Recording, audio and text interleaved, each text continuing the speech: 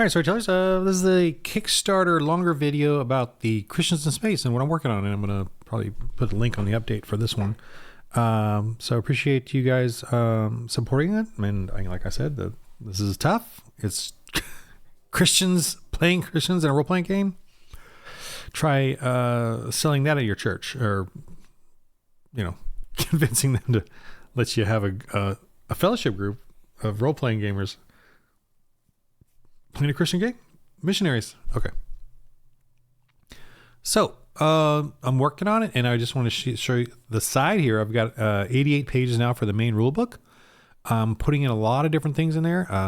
Here's the vehicles, just examples of the vehicles. There's vehicle combat. Here's a little explanation on how you can use little map pieces and make a variety of different ships, and they all become battle maps for boarding. And so every battle is personal to vehicle, all in one game. You're running around the ship while you're shooting the other ship and getting things blasted, and things are getting damaged, and you got to run around, and you could get hit.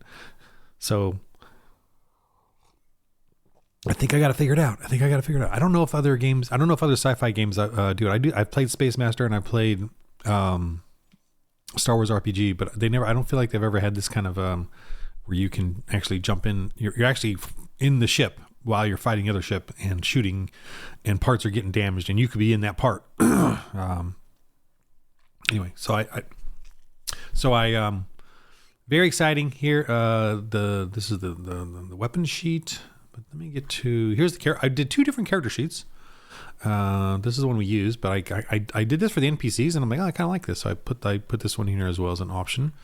And these are going to be kind of like, I'm going to make PDFs of these so you can just download them and as printables, or you can print them out from if you don't have the PDF. This is the first little adventure I put together. It's in the campaign, but I kind of extrapolated a little bit for just the beginning adventure to introduce you as a GM and the players to a quick simple little they come to the first planet, little isolated platform of togas, living in their little squalor, and they have their own little weird pagany things, and you got your space crabbies and little arachnobot security on this isolated little office building here, devastated and abandoned many cycles ago. These space crabbies are infested in the little junk pile over here, and then the togas are struggling. They're isolated. It's like a remote island that they're lost in the sea of, and so it's a good, perfect little starter for the GM and for the players, because you can play these togas as silly pagans, and they got little silly concepts here about what they believe. And the missionaries, can do their little missions, which is go clear out the crabs, go clear out the mysterious demon in the isolated building there. That and they're very low armor. Well, this one has a high armor, D10, but very low damage and attacks, because it's just a big turtley thing. And the arachnobot actually has really good armor, but its vigor is only a 6. So once they get through that armor, and it has a really high defense because it's very spidery. But once they get through that, it's pretty quick to destroy it. But it has a cool little auto for laser shoot, but it's only D4 each shot. So hopefully that'll be okay. But a quick little adventure so you all can understand. And the campaign obviously has this and more. So and in it I hint at the other things that are happening. Timeline. This is probably the only thing I could trademark or copyright if I did, it's officially copyrighted. But I want certainly the freedom for you guys to be able to create your own stuff if you wanted to do it. I want the Morkborg license. There's Morkborg. Those guys have a pretty good OpenGL license, which I think I like. So I want to use that one. I just haven't put it over my website yet, but I'm going to pretty much copy that one. Okay. So this has got, a bunch of info, making characters, robots. Where's the robots? Got robots. I still got to finish it up. Let me show you the edge sector, which is the first campaign setting. It's kind of like the outer rim. It's got like a Tatooine. It's got the togas on the floating platforms.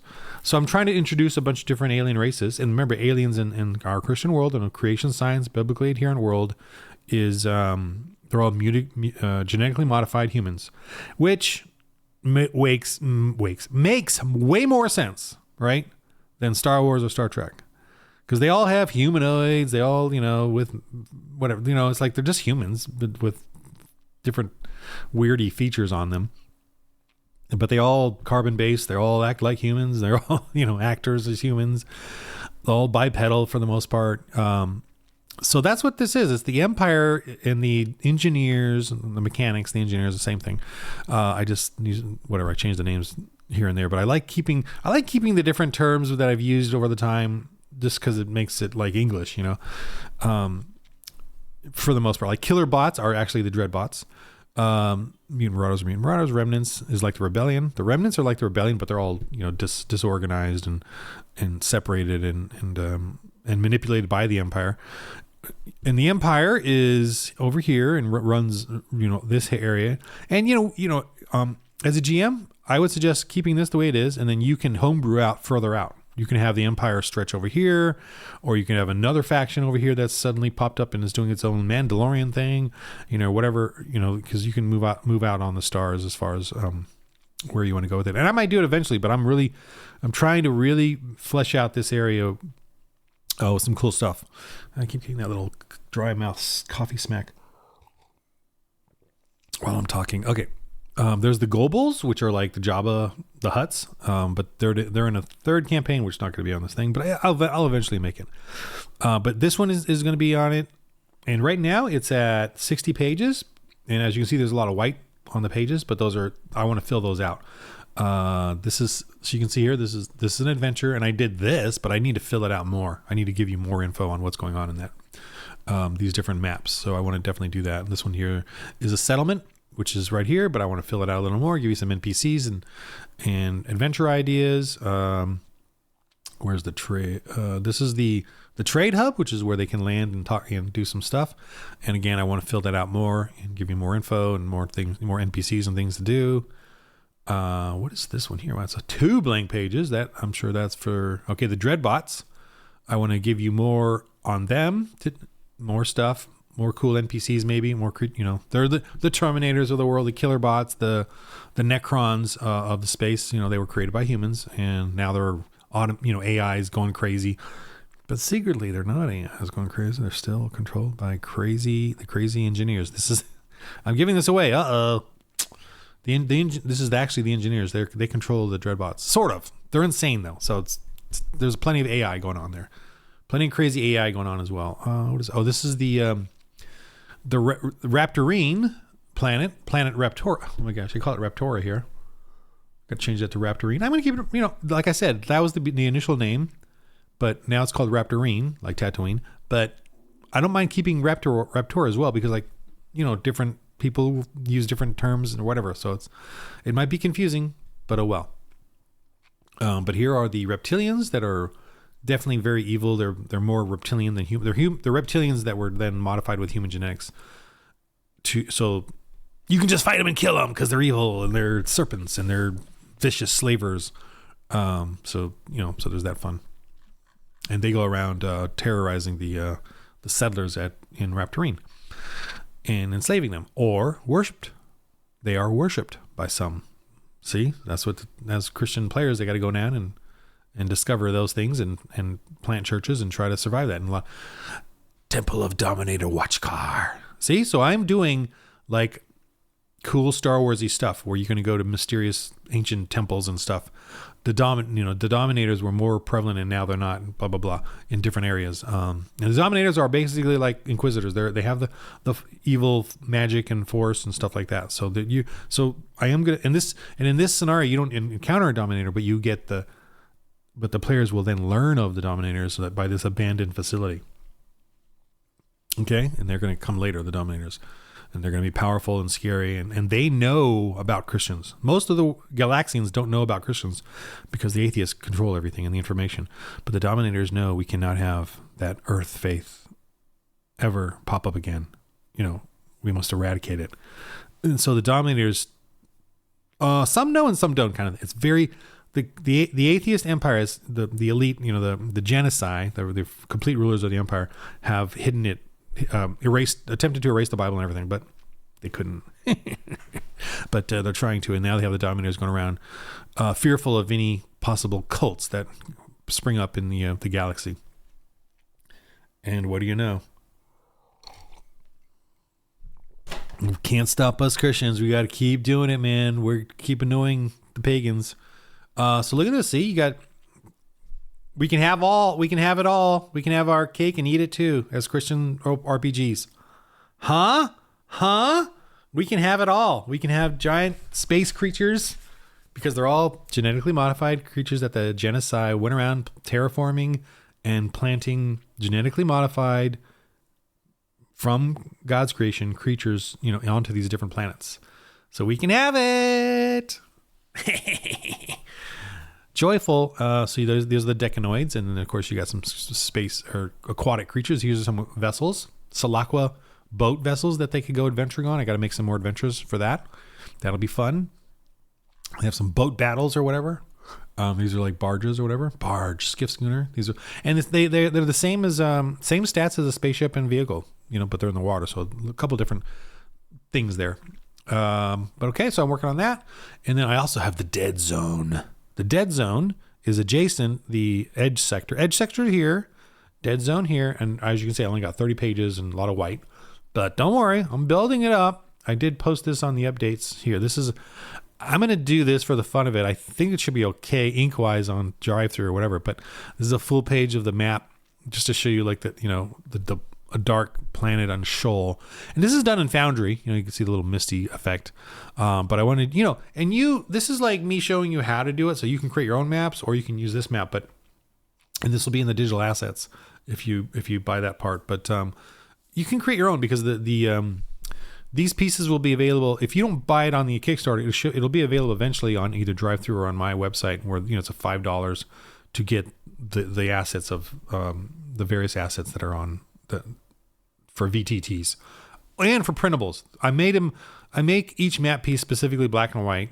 I mean, many reasons, but one, doodling. I'm doodling because doodling is just quicker and easier and fun.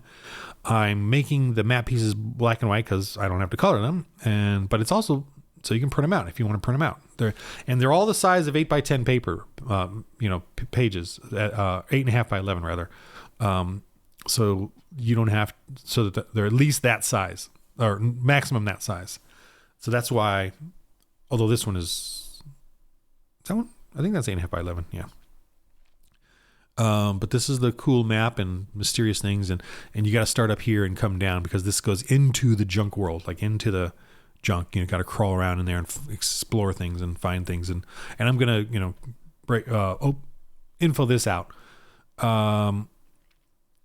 Here's the mutant. I haven't statted them yet, but I'm gonna put stats. Here's the mutant marauders. I may draw some more because they're just so fun to draw. These are their ships. This is the shuttle fighter ships. They're really into ramming and clawing and charging and I think they're immune to space. They because they're so scary. And this is of course the mutant marauders as well, but the infantry version. These are like the powerful ones, and there's the infantry. So don't mess with these until you get good at playing the game. What else? And yeah. So anyway, there's more than that. There's a Salachi, which are Sharkmen. That's a one planet too. That's in this area. So then it's weird. I don't have them afraid of these Shoal at all. No, these are different star systems. Sorry, they're separate star systems. So yeah, they're not in the same system. This planet, RV World, is adjacent Shoal in the same star system. So they're freaky deaky, hiding away and living near them. But they do manage to survive, and I'll explain that more. Okay, so I'm working on this. It's it may take me a little longer than it, but I'm kind of moving along a little faster now. I want to make sure I get it all done, and I think the one thing that too will delay it a little maybe is the printing. I got to make sure once I print it, it's complete. Because I did a whole indie self print of my books and ordered them. The next day I was already changing a few things in it. So I'm like, just I want to adjust this or add to that. So even after I ordered 25 prints of each book, I was like, I've already got changes. So so when I finish this, I really want to say, this is it. No more. I'm not going to change anymore. I'm not going to change anymore. I'm going to work on the next thing, the next setting or whatever, but I'm not going to change the rules anymore. Adjust, add to, polish. This is it, kind of thing. I mean, it's never ending, right?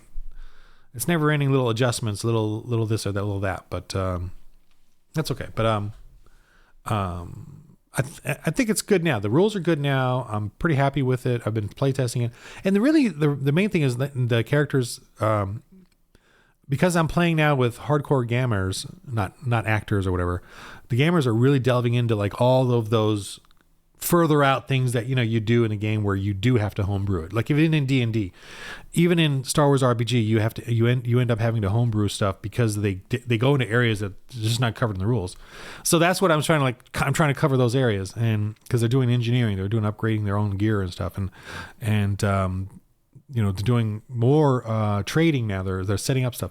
So I want to make sure I have some bits of that in there, but in D&D or Star Wars RPG, I had to homebrew plenty of that. So it's the norm. I should accept that. You need to know that as well, that you always end up homebrewing stuff because players go where you don't know they're going to go, and the rules don't cover everything.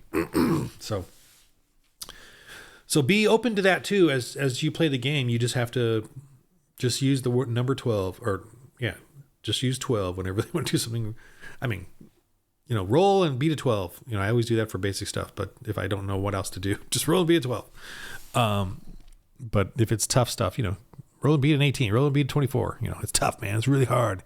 All these factors, but, okay. So I'm coming along. The game, me and the guys, we all look forward to Thursday. We all are excited about it. It feels just like a cool role-playing game. It feels like the one you've always wanted kind of thing as a Christian, and they get to fight. They get to have spaceship battles. They get to deal with their dreadbots and attacking their ship.